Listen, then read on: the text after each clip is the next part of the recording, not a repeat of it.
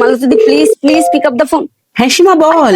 এতক্ষণ ফোনটা ধরছিলে না কেন? আরে ও একটু ঘরটা গোছাচ্ছিলাম। তা তুই বল, তুই কেন ফোন করেছিস? আমাদের উনি বলছে এখন চাকরি চিঠি দিয়ে ব্যবসা করবে। ও ভালো কথা তো, ব্যবসা করে ভালো তো।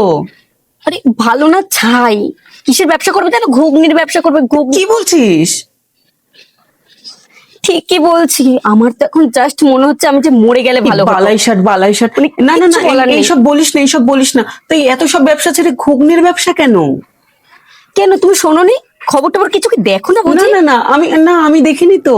তা কি গো, ঘুগনিটা করতে করতে কোথায় গেলে? তোমার কি হলো? হ্যাঁ হ্যাঁ, আসছি আসছি। এই এক মিনিট এক মিনিট, দাদা বললো ঘুগনি বানিয়েছো নাকি? মানে দাদাও? ওকে আর কি বলবো, তোদের উনি তো আজকে থেকে বেরোবে বলছে। ও, আমার উনি তো দুদিন হলো এই ঘুগনি বুঝি। বিক্রি করতে বেরোচ্ছে। এতক্ষণ আমাকে তো ভালোই ভাব এসব কি আর দিচ্ছি। বলা যায়?